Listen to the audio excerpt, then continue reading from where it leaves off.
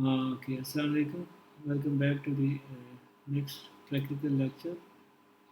So here is the example. Question: in chicken, conch shape is determined by a leaf at two loci, that is R and P. So it could be dominant capital R or recessive small r, or capital P or small p respectively as dominant or recessive.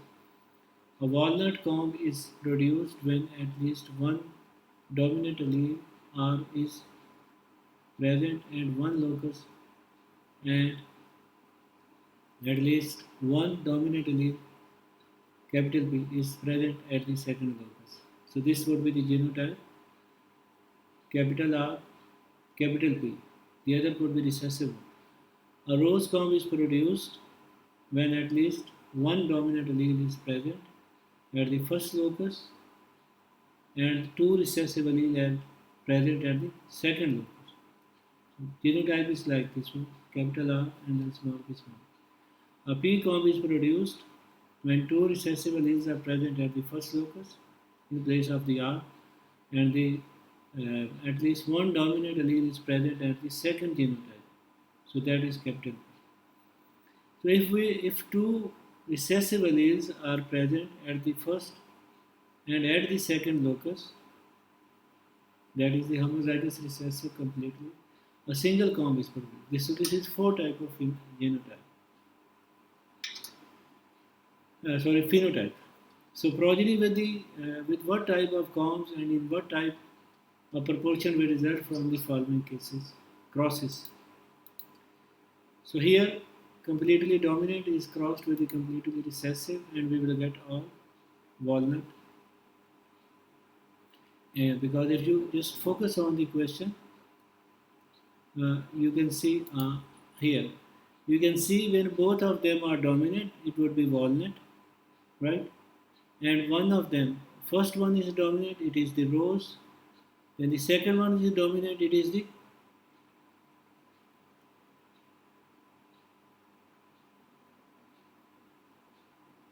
uh, P. And the third one, where both of them they are recessive, so that would be the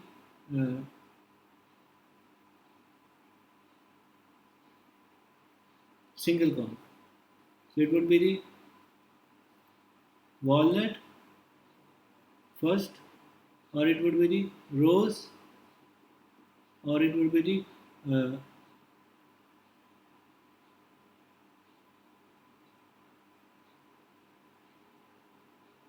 P, and the last one is the single comb. So if it is the heterozygote, it is velvet. Now heterozygotes is crossed with the homozygous recessive.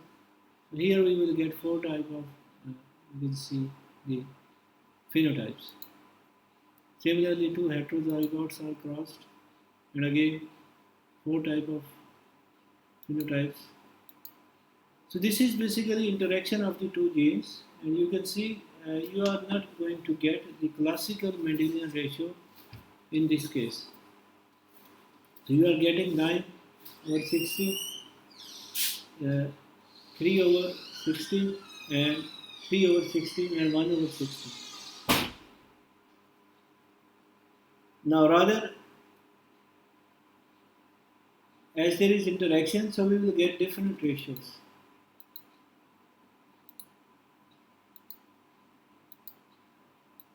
So one gene is basically going to affect the other gene, and this is called the epistatic mechanism.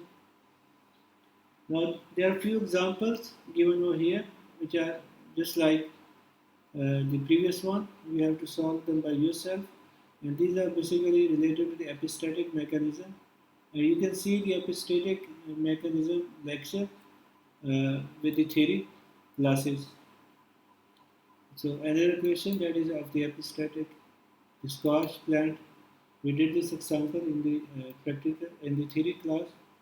In the sweet peas, similar to that example. And then there are some challenge questions, and I expect you guys to have a brainstorming session to solve these questions. And I have given the hint over there. These hints are basically, if you just focus on that, they are related to the theory classes which we have already covered. So lethal mechanism, this question. The next one is about the sex limited, then the sex influence trait, then the sex influence again, then the maternal effect trait, question number 5. So all these, if you just look to the theory component, you will be able to solve this question. Thank you very much. So we have completed the practical number 4.